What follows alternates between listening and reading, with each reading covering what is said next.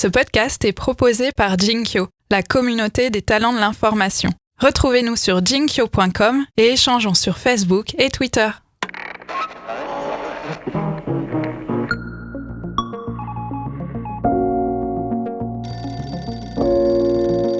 Salut à toutes et salut à tous, bienvenue dans cet épisode très spécial d'Aparté. Nous avons ouvert le micro de notre podcast lors du festival Média en scène à la Maison de la Radio, avec une question: à quoi va ressembler l'info en 2029 ? Quel format, quels sujets vont s'imposer ? Vous allez l'entendre, une fresque se dessine avec beaucoup de stories, de chatbots et de podcasts bien sûr. Sur le fond, c'est l'éducation, l'environnement ou encore l'alimentation qui émergent nettement. Merci vraiment à toutes celles et à tous ceux qui ont pris la parole pour ce numéro encore plus futuristique que d'habitude. À vous qui écoutez, on attend vos réactions et vos idées.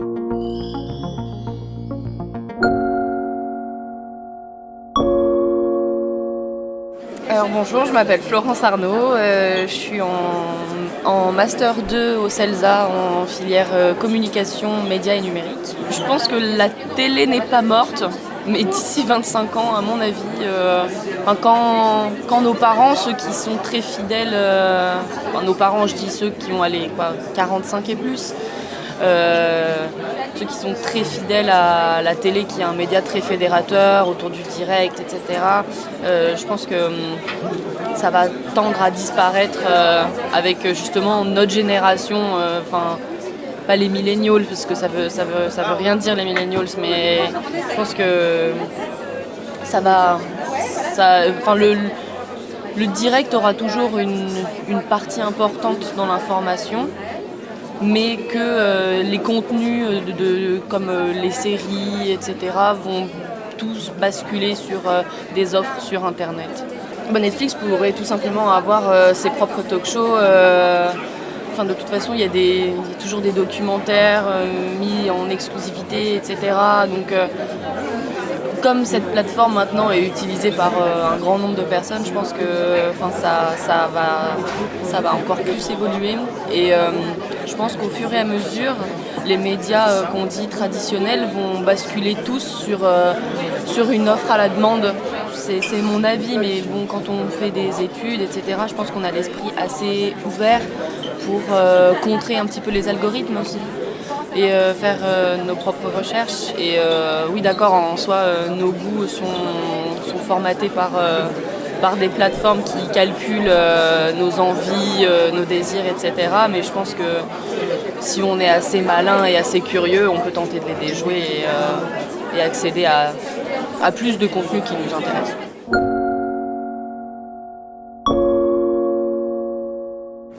Salut, moi c'est Hassen Lekarski. Je dirige une start-up qui s'appelle Newspaper, P-A-Y au milieu. Newspaper, c'était initialement un chatbot de revue de presse sur Messenger, et aujourd'hui on se transforme progressivement en une agence de conseil en création de chatbots. Donc on a une activité B2B qui se développe aussi. De fait, nous on bosse sur les chatbots, en particulier sur Messenger, et c'est vrai que c'est un canal qui est assez facile d'utilisation. L'avantage que ça peut avoir et qui peut permettre sa démocratisation si c'est bien adopté par les médias, c'est que par exemple il n'y a pas d'application à télécharger, on a juste à chercher le nom d'un média pour pouvoir commencer à discuter avec ce média, recevoir des news personnalisées. Donc tout ça c'est assez puissant. Ça veut dire qu'un média, à mon avis, va devoir dans le futur beaucoup travailler son image de marque, éviter d'être un média générique s'il veut survivre. Et ça va être la gestion de communauté qui va être important pour eux, je pense. Par exemple, avec Science et Avenir, on va bientôt lancer le concept des ultra brefs dans Messenger. Ça veut dire que, en fait, Science et Avenir, les journalistes, la rédaction sélectionne les meilleurs articles de la journée, et c'est déjà un article qui est mis dans la front page, qui est dans la newsletter, etc. D'ailleurs, ils l'utilisent aussi sur Alexa, manifestement, j'ai appris ça récemment. Et ce format-là, on va aussi l'adapter pour envoyer les ultra brefs, donc la sélection des 4-5 meilleurs articles de la journée sur Messenger. Donc ça, tous les jours de la semaine. Sur Messenger, déjà, il y a des codes à respecter sur la longueur du texte, etc., l'utilisation de médias pour enrichir les photos, etc. Mais surtout, il faut que le contenu soit intéressant. Donc ça, c'est le principal. Et il y a un autre, donc on travaille aussi depuis plusieurs mois, on fait des tests un peu en interne avec La Montagne. Et là, on réfléchit à un projet autour des municipales. Donc comment recueillir des informations de la part de la communauté des lecteurs de La Montagne, leur impression sur le bilan municipal, leurs préoccupations pour les municipales, etc. Donc c'est vraiment embryonnaire pour avoir une sorte d'assistant compagnon des municipales, éditorialisé, qui va poser des questions, recueillir des infos, pouvoir même trouver des gens pour les journalistes. C'est-à-dire que le chatbot va pouvoir permettre de détecter si un individu parmi la communauté qui correspond à une problématique qu'un journaliste veut traiter. Donc si par exemple un journaliste veut parler des problèmes de logement pour les retraités, etc., s'il y a quelqu'un qui a indiqué au bot qu'il est retraité et qu'en plus sa préoccupation c'est le logement, on va pouvoir faire une mise en relation. Et en plus ce contenu qui sera produit, il pourra être envoyé aux utilisateurs du bot en tant que contenu push, etc. Donc vraiment c'est une boucle vertueuse, c'est ça qu'on essaie d'imaginer. Donc j'espère que ça va sortir avant la fin de l'année là, parce que c'est bientôt les municipales.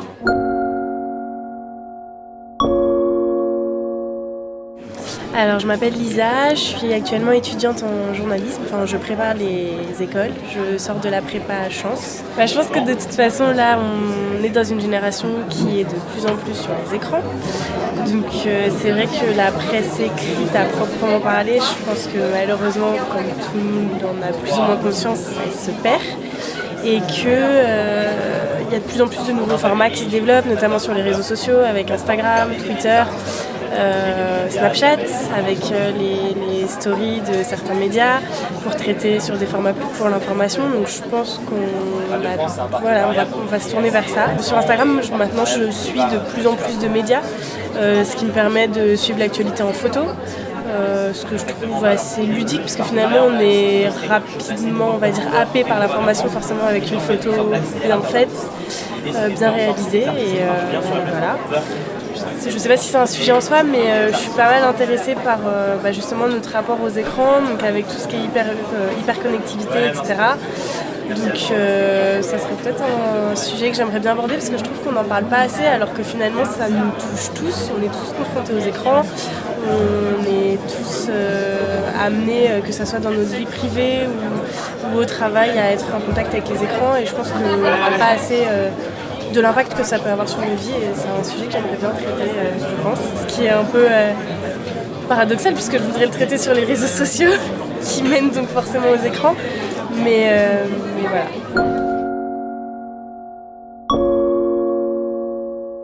Alors je suis Nathan Gallo et je travaille pour le Reuters Institute en ce moment sur un rapport autour du podcast. Un site de recherche qui s'intéresse justement aux modèles économiques autour des médias et qui s'intéresse aux nouvelles formes médiatiques. C'est vrai que pour l'instant je travaille sur le podcast, donc il y a vraiment ce format de l'audio qui se développe. Ce qui est intéressant, c'est de voir les évolutions. Donc il y a quelques années on parlait que de la vidéo, donc tous les médias se lançaient sur la vidéo, sur les réseaux, etc. Maintenant c'est le podcast et tout le monde essaye de se positionner là-dessus. Pour l'instant on voit bien les formes qui émergent le plus, ça reste des nouvelles narrations en fait, qui sont les plus qui marchent le mieux, donc des formats donc sur par exemple des séries de faits divers, des séries de documentaires, etc. Donc très courtes, et qui on voit bien ça marche quand même pas mal avec plusieurs milliers de téléchargements. En France un peu pour l'instant ça émerge. Aux États-Unis c'est quand même c'est le boom, mais voilà, pour l'instant c'est un peu la chose qui marche le mieux, et donc tout le monde parle, et on voit bien ici tout le monde en parle en ce moment. Je pense qu'il va y avoir globalement une morcellisation en quelque sorte du paysage médiatique, où chacun ira vers des sujets, des thématiques plus qui lui plairont, etc. Donc avec une multitude de différentes plateformes, donc des petits médias indépendants, etc. Et chacun ira piocher vers là où il ira. Et après, c'est un peu mon point de vue, c'est ce que j'aimerais bien vers quoi s'attendre. Quand on parle après de l'environnement, quand on parle de ces choses-là, je pense qu'il y a quand même une manière de parler d'environnement et d'enjeux sociaux, économiques. Tout ce qu'on voit par exemple avec les travailleurs du net, maintenant les forçats du net, ce genre de choses. On voit que il y a un modèle de plus en plus qu'on voulait disruptif, etc., et qui se transforme en une machine un peu à broyer les humains, le social, etc., à broyer le code du travail, ce genre de choses. Donc ça, c'est quelque chose à mon avis qui peut être intéressant à étudier dans les prochaines années et justement vraiment avoir une attitude très très critique sur les géants du net, etc. Et puis, parce que bon, globalement, le numérique, ça va être l'espace dans lequel les médias vont naviguer et donc c'est forcément le truc sur lequel ils vont s'intéresser, je pense.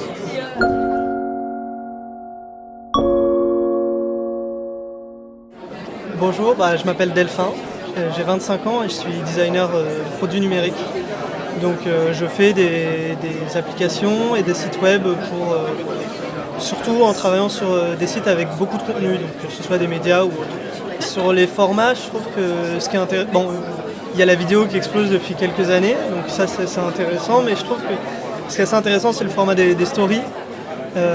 C'est une autre façon de raconter des choses et je trouve ça très intéressant parce que ça mêle autant des visuels que du texte, que de la vidéo. Enfin, je trouve que c'est assez complet et en même temps en fait ça peut être très efficace. Sur Instagram, je pense qu'il y a du potentiel là-dessus. Comme ça, moi je pense à ce que fait RAD, Radio-Canada, là, le laboratoire. J'aime beaucoup ce qu'ils font, j'ai beaucoup regardé leurs vidéos, mais du coup, en fait, leurs stories sont plutôt des moyens de ramener vers leurs vidéos leurs plus longs reportages.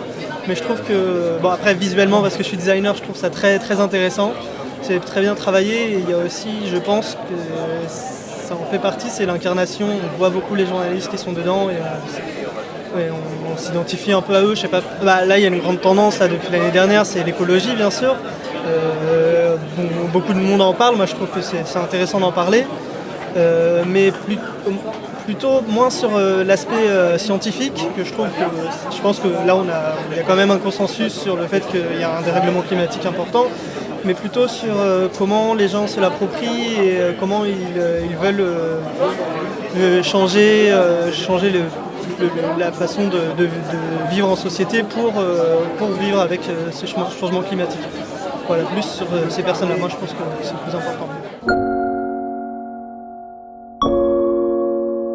Moi je m'appelle Lorraine Gillon, je suis en 3e année de lettres à Paris Diderot.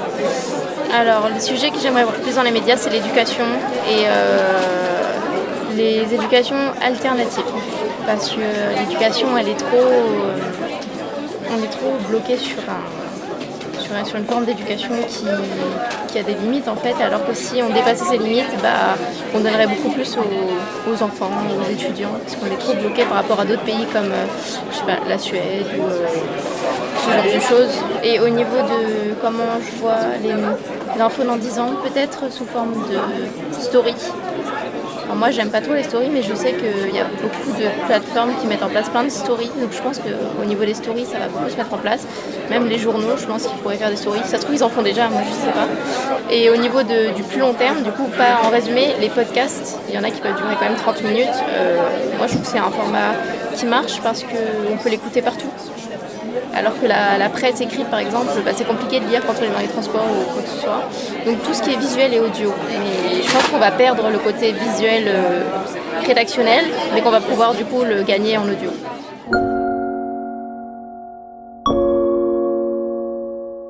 Alors je m'appelle Maxime Desvallées, j'ai 19 ans, je suis en 2e année d'études à l'école EFJ, c'est l'école française de journalisme, elle est située à Levallois. Moi de base je suis passionné plus de sport et de gastronomie, donc ça c'est les deux sujets qui m'intéressent le plus. Donc je vais vous parler plutôt de ces deux sujets-là. Dans ces deux sujets-là, les supports qui émergent le plus en ce moment, c'est comme pour la plupart des sujets d'ailleurs, c'est Internet et YouTube ou alors Twitch par exemple. Moi je vois pas mal d'informations dans plusieurs années sur Twitch. C'est une plateforme de live sur Internet. Après, je pense que l'information pour le plus grand nombre, elle restera sur les formats comme la radio et la télé, même malgré le fait qu'on puisse dire que il y a bientôt la mort de la radio et de la télé. Moi, je pense personnellement que la radio en France a une place extrêmement importante, contrairement à d'autres pays européens. Et la télé, alors un petit peu moins, mais moi, dans ce qui m'intéresse, donc, c'est le sport. Sans la télé, le sport a beaucoup de mal aussi à résonner à travers le monde. Un sujet. Je dirais le foot européen ou alors le biathlon, j'aime beaucoup le biathlon aussi. C'est un sport qui est depuis quelques années couvert par la télévision française, donc il prend de plus en plus d'ampleur et moi j'aime beaucoup depuis très longtemps. Et la gastronomie, peut-être un rapport entre les deux, entre le sport et la gastronomie, mais voilà c'est ça.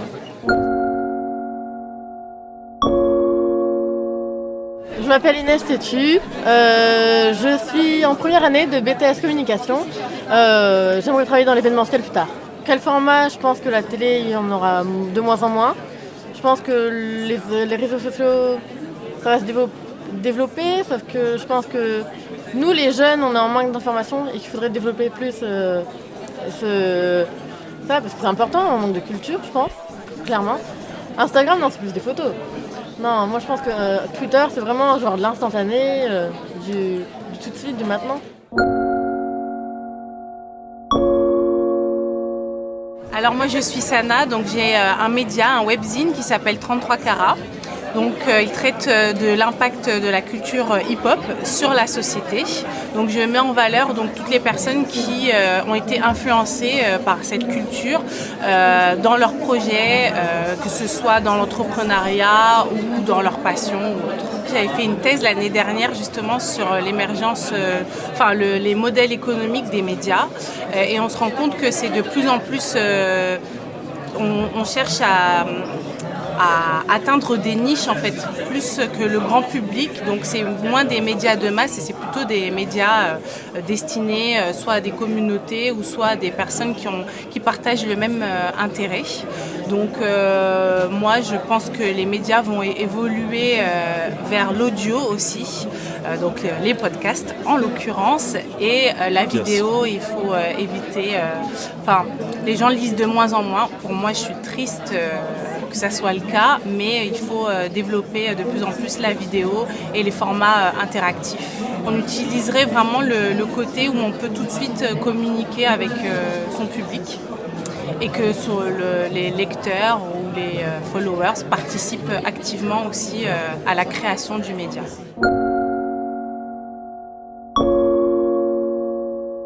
Bonjour, donc je m'appelle Benoît, j'ai 27 ans, je suis journaliste. De plus en plus, je me concentre sur le sport et même essentiellement le cyclisme. C'est là-dessus que j'ai les opportunités, les événements les plus intéressants à couvrir. Les formats ont énormément évolué depuis 10, 15 ans peut-être, mais aussi même en fait juste depuis 1 ou 2 ans.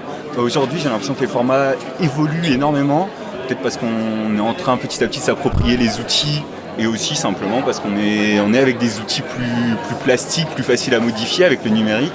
On peut parler depuis plein de positions, on peut produire plein de contenus différents et c'est plus ça qui ouvre énormément de possibilités, qui intéresse à la fois les journalistes et le public. Donc je vois pas ça se refermer, je vois plutôt les possibilités de narration exploser et le public piocher un peu ce qui l'intéresse ou ce qu'il trouve, parce que c'est aussi plus difficile de s'y retrouver dans tout ça. J'arrive un petit peu en retard, mais je m'intéresse plus au podcast en ce moment.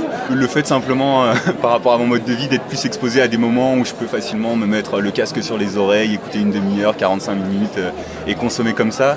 Un des trucs qui m'a beaucoup freiné, et je sais pas si justement ça pourrait évoluer, je trouve que la consommation de l'audio par rapport à la consommation de l'écrit, c'est beaucoup plus difficile de se repérer dans son sujet. Si je suis en train de lire un article, même s'il fait 25 000 signes, ça va être beaucoup plus simple pour moi de m'arrêter, le reprendre le lendemain, ou même simplement de remonter 3 lignes parce que je veux retrouver quelque chose pour mieux comprendre ce que je suis en train de lire par rapport à un format audio.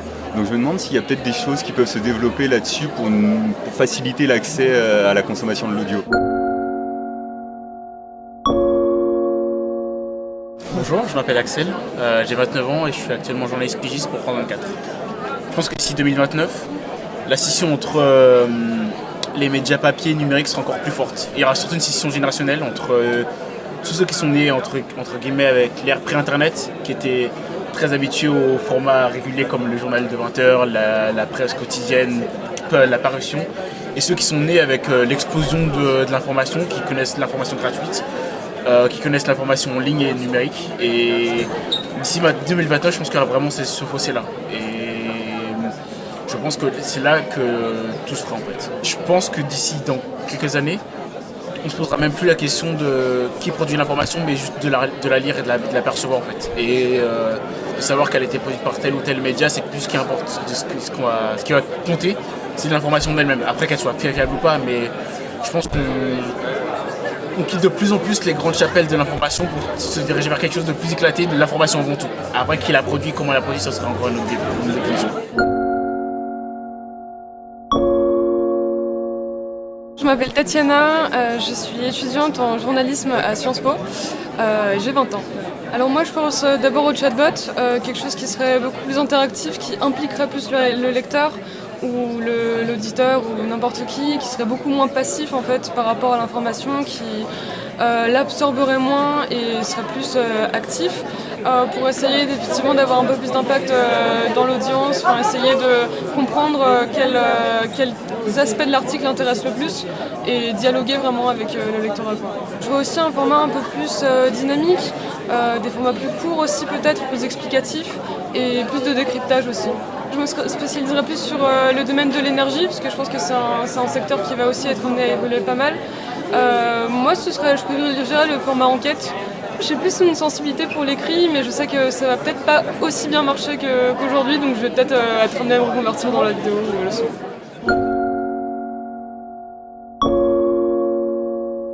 Alors moi je m'appelle Ayoub, je suis étudiant en LEMA en lettres édition médias audiovisuelles en 2e année à la Sorbonne.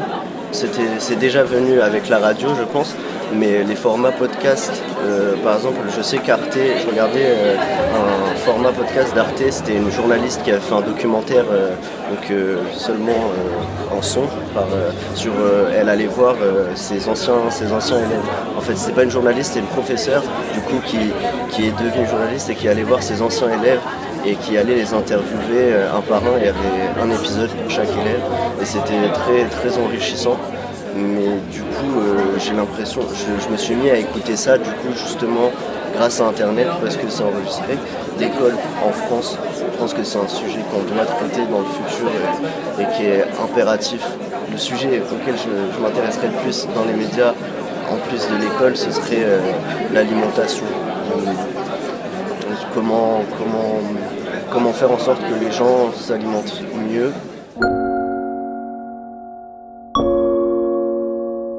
Je m'appelle Lisa, je suis en licence de l'EMA, lettres édition médias audiovisuels à la Sorbonne en 2e année. J'imagine et j'aimerais voir, par exemple sur des grands buildings, c'est déjà le cas je crois au Japon, des grandes pancartes numériques en fait, avec les infos qui déroulent. Comme ça, c'est vraiment choquant, c'est visible directement par tout le monde. Comme les Dazibao un petit peu en fait. Mais voilà, numérique qui déroule, qui a des grands titres, quelque chose de très visuel en fait, comme ça parle vraiment à tout le monde.